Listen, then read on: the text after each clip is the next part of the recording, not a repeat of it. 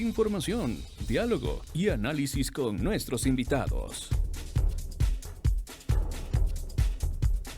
Amigos, son ya las 7 de la mañana con 32 minutos y nosotros continuamos con más aquí en la primera emisión de MQ Noticias. Quiero darle la bienvenida esta mañana a Bernardo Gortaire. Él es politólogo con quien vamos a dialogar justamente en estos minutos acerca de cómo se evalúa este manejo político gubernamental del presidente Daniel Noboa. ¿A propósito de qué? A propósito de varios hechos que han ido marcando la coyuntura en estos últimos días, lo que tiene que ver con la decisión de desvincular a miles de servidores públicos amparados en una intención de lograr mayor eficiencia en el Estado. De otro lado, la fusión de ministerios. Asimismo, la postura o el pronunciamiento que han tenido diferentes organizaciones de la sociedad civil y demás en contra de varias leyes que han sido aprobadas por la Asamblea Nacional, urgentes en materia económica y que han merecido una serie de acciones ante la Corte Constitucional. Hay mucha atención, hay mucha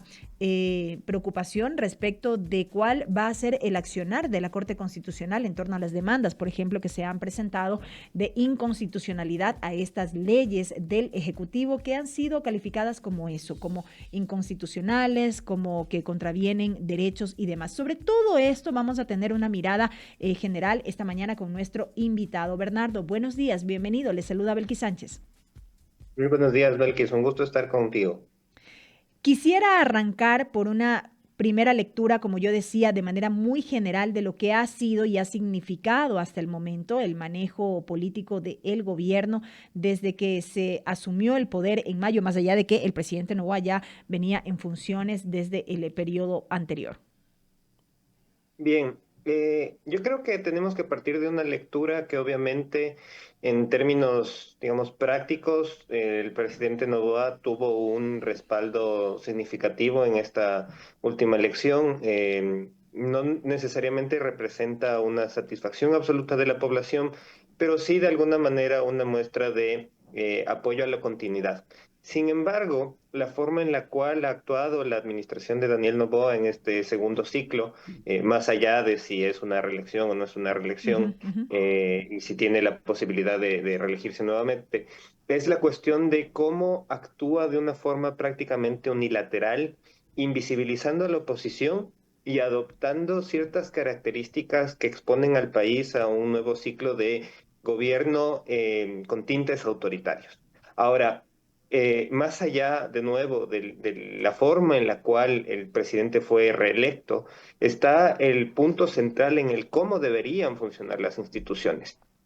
Hay una articulación de fuerzas que obviamente responde a este factor que hemos venido sufriendo desde hace varios años, que es esta lógica de correísmo-anticorreísmo, que hace que de alguna manera se esté ignorando la forma en la cual se están presentando normativas de una forma que no se apega a la ley y que no se apega a la Constitución, sobre todo.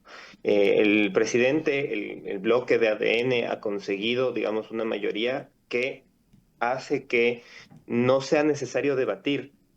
Eso ya lo vivimos en el pasado y ya sabemos lo que representa para una nación el hecho de que una asamblea simplemente sirva para poner el sello y que todas las posiciones, digamos, gubernamentales se aprueben de forma, como digo, unilateral, porque obviamente expone al país a la falta de debate, a la falta de pronunciamiento de los sectores no representados en la administración pública, y eso lo que obviamente va a generar en el futuro es estos escenarios como los que estamos viviendo ahora, en los cuales primero los contrapesos del Estado, en este caso la Corte Constitucional, se ven en la obligación de reaccionar, sobre todo si es que no se cumple el protocolo de un principio básico dentro de la legislatura, que es la unidad de la materia, y al mismo tiempo genera este tipo de tensiones políticas aupadas por el propio gobierno, porque si nosotros nos fijamos en la forma en la cual se está comunicando, hay una articulación de actores de posicionamiento público en contra, por ejemplo, de la Corte Constitucional,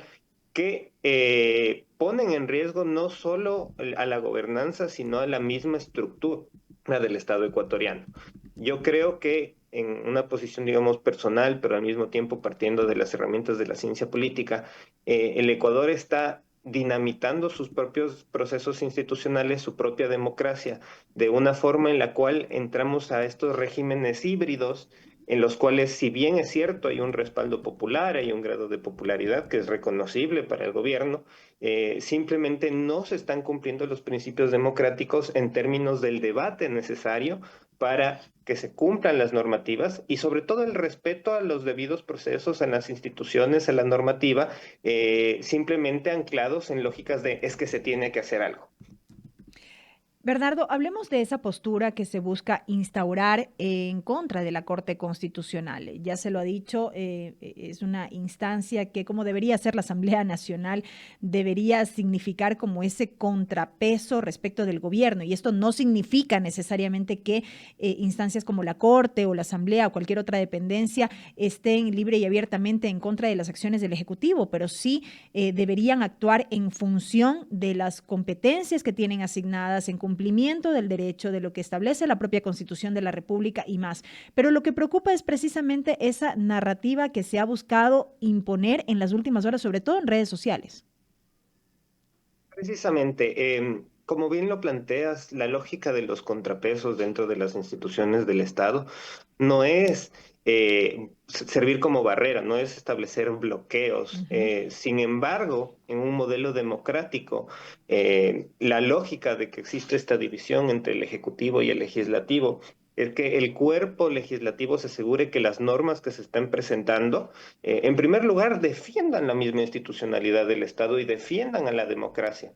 La lógica, de nuevo, de que exista una normativa sobre qué tipo de leyes se pueden aprobar, en qué tiempo se pueden aprobar, cómo tiene que ser la estructura de la ley, no solo se reglamenta, digamos, para facilitarle el trabajo a los asambleístas, sino para hacer un proceso, porque responde a ciclos históricos en los que se sabe que si se le da demasiada autoridad a un solo poder del Estado, primero que se pierde la capacidad, digamos, de esa vocería que tiene un legislativo. El legislativo, la final, la ventaja que tiene por encima de un ejecutivo es que cubre otros segmentos que muchas veces no forma parte de esa minoría más grande. En su momento, históricamente, los filósofos que reflexionaban sobre las primeras etapas de la democracia, cuando Ujú. se recuperó en la modernidad, advertían sobre la posibilidad de una dictadura de la mayoría. Alexander de Tocqueville planteaba justamente en Estados Unidos esa posibilidad de que la democracia se exponía a que simplemente el grupo que tenía más vocería iba a ser el grupo que podía posicionar una sola agenda por encima del resto de la población. Yo personalmente lo que veo en el Ecuador es que muchas veces caemos en la dictadura de la minoría más grande, porque ni siquiera estamos hablando muchas veces de un segmento totalmente abiertamente superior al resto de los segmentos. O sea, si nosotros nos fijamos en la diferencia de votos de las últimas elecciones, sí, es verdad que es un 51, 52 versus 48 o 49, pero la verdad es que a la final terminamos cayendo en una estratagema en la que invisibilizamos las necesidades de los otros. La Corte Constitucional por ahora protege o ha servido como una barrera para que en estos ciclos, digamos, de incidencia del Ejecutivo sobre el Legislativo, en ese pacto, digamos, que se va más allá de la lógica de ese contrapeso, ha tenido, digamos, algunos aciertos, algunos errores, y a la final es lo que necesitamos. Un país como Ecuador, justamente en esa ausencia de ese punto de equilibrio, de esa voluntad de los mismos actores políticos de defender la democracia, requieren una institución que desde la ley, desde el derecho, blinden la posibilidad de que simplemente, digamos, se hagan acciones unilaterales. Ahora, aquí hay una cuestión que hay que observar. Y es el hecho de que la Corte Constitucional también de alguna manera está saturada, porque en estos procesos de aprobar múltiples normativas, muchas de las cuales ni siquiera se ajustan a las Ujú. lógicas de una ley económica urgente, la Corte Constitucional se ve ahogada y estamos viendo un ciclo que políticamente se ha visto en otros países, que es justamente inundar al sistema. Con esta inundación del sistema, las instituciones no son capaces de reaccionar a tiempo y justamente vemos que empiezan a aplicarse ciertas normativas antes de que se ejerza estos contrapesos, porque obviamente no hay debate siquiera, Y eso expone a la población a altos riesgos, de nuevo, de que en algún momento el Ejecutivo o las autoridades del momento tomen acciones en contra de la propia población y que vulneren derechos y vulneren garantías consagradas, digamos, en ese pacto que es la Constitución. Qué bueno, Bernardo, que hace referencia al estado actual de la Corte y este ahogamiento, si se quiere, que tiene respecto de causas que ahora mismo procesa, porque en las últimas horas, a propósito de esta narrativa que se ha empezado a instaurar, decía yo en redes sociales, se ha llegado, por ejemplo, a sugerir que la Corte debería desaparecer y que su trabajo más o menos lo asuma una sala en su momento de la Corte Nacional de Justicia. A partir de esto, yo le quería preguntar cuán peligroso podría resultar para el país, para su democracia, para la propia independencia de funciones, el posicionamiento de estas narrativas. Se lo hace ahora con la Corte Constitucional, se lo ha venido haciendo de manera recurrente con el Consejo de Participación Ciudadana, más allá de que haya funcionado, haya cumplido sus fines o nos siga quedando en deuda, si sea necesario o no. Y también se lo hizo en su momento con el propio poder legislativo. Recordemos lo que ocurrió en este último proceso electoral cuando se hablaba sobre las propuestas y demás de los candidatos. Alguien llegaba a sugerir, por ejemplo, la desaparición de la Asamblea Nacional y del poder legislativo en sí mismo. Entonces, ¿cuán peligroso resulta el posicionamiento de estas narrativas en una sociedad que ya está desgastada, que no confía en lo público, que no confía en los poderes del Estado en sí mismo y que lo único que hace y quiere es salir día a día y sobrevivir? Bien, yo creo que, digamos, dentro de las lógicas sobre el envenenamiento, y voy a hacer un salto a otra, digamos, rama de la ciencia, prácticamente todo tipo de sustancia, todo tipo de compuesto pueden ser venenosos si es que se supera la dosis tolerable. Yo creo que es válido conversar acerca de la composición del Estado. Creo que es muy pertinente en su momento incluso discutir acerca de cómo podemos mejorar una estructura como una alta corte. Sin embargo, cuando las narrativas se hacen de una forma organizada, porque evidentemente en las redes sociales, como lo mencionaba, se hace, digamos, una estructura, una campaña abierta, un esquema de propaganda para debilitar la postura de la Corte y al mismo tiempo posicionarla como una especie de enemigo del Estado, una especie de enemigo de la población. Estamos cayendo definitivamente en una sobredosis que puede, digamos, dinamitar la posibilidad de que justamente existan estos contrapesos institucionales y sobre todo de que, como yo digo, el mayor riesgo ni siquiera es en sí mismo la institución como tal, porque, digamos, en algunos países hay esta figura de una Corte Constitucional, en otros es una Corte Suprema. Varía definitivamente. Esas son discusiones válidas que se pueden tener. Lo que no se puede poner en tela de duda es si es que un presidente o una administración política puede hacer las cosas por fuera de la ley, porque en ese momento, de nuevo, mientras las cosas parecen, digamos, simbólicamente positivas para la población, la gente no se queja, pero el momento en el cual empiezan a cometerse actos que violentan la capacidad de la sociedad y violentan la capacidad del individuo de desarrollarse, de construir, de vivir bien, de no solo vivir el día a día, sino de desarrollarse, de crecer, de explotar todas sus capacidades, tal vez es muy tarde. Si ya no existe ese contrapeso, si no existe una fuerza que se asegure de que no hayan esos excesos, que no existan exabruptos, que no se violen esos derechos, simplemente ya no existe la manera de presentarse ante nadie y ya depende únicamente de la voluntad del, entre comillas, soberano. Ujú, ujú. Entonces, el presidente lo que tiene que ser y la asamblea lo que tienen que hacer, tienen que ser los máximos defensores de las instituciones, los máximos defensores de la ley. Son servidores del Estado. No son, no son, digamos, amos del Estado o señores del Estado. Esa autoridad que tienen es una autoridad temporal. Es una autoridad de transición para la administración. Y esa es una de las cosas que lamentablemente estas articulaciones narrativas de los medios de comunicación, de ciertos influencers, que digamos se nota que es una pauta gubernamental, porque incluso los medios en los que participan o las estructuras en las que participan se dedican, digamos, a la propaganda gubernamental. No sé si no solo no se dan cuenta, sino al mismo tiempo voluntariamente buscan ese sabotaje, porque a la final hay intereses económicos y hay intereses de poder en lograr que no haya esos contrapesos, pero de nuevo, el problema es que eso es temporal.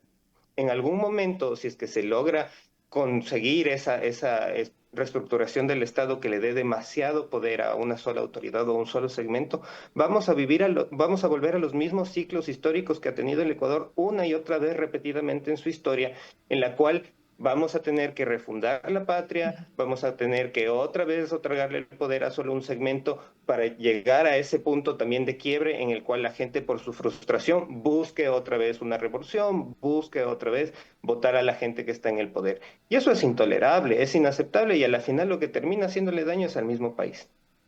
Bernardo, para concluir y volviendo a lo que comentaba al inicio de esta entrevista respecto del manejo político gubernamental, quizá con estos tintes, si se quiere, dictatoriales en cierta medida, ¿podemos advertir un desencanto prematuro en la población, quizá no en lo general, pero sí en ciertos sectores?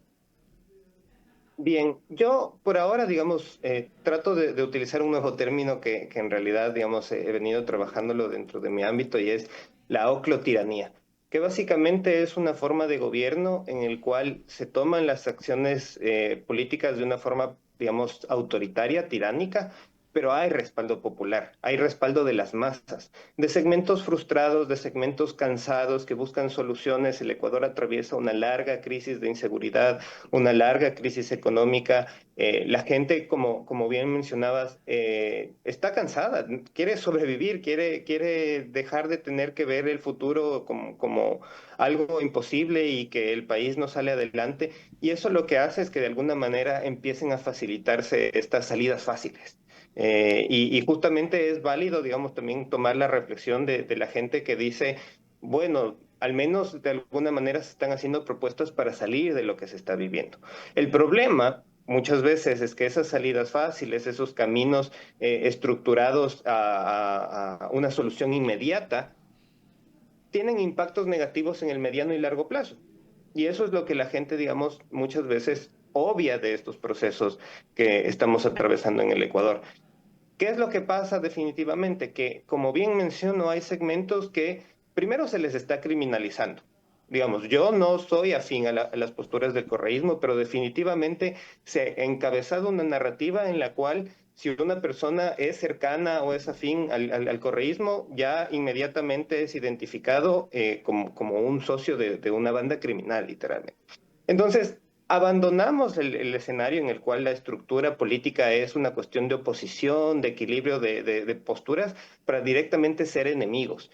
¿Y eso qué pasa? Que simplemente esas personas, si bien es cierto, algunas continúan tratando de tener un debate democrático, otras personas simplemente ya abandonan la lógica y la narrativa de ver al otro como un par, Ujú. no solo de parte del gobierno, sino de parte de la oposición.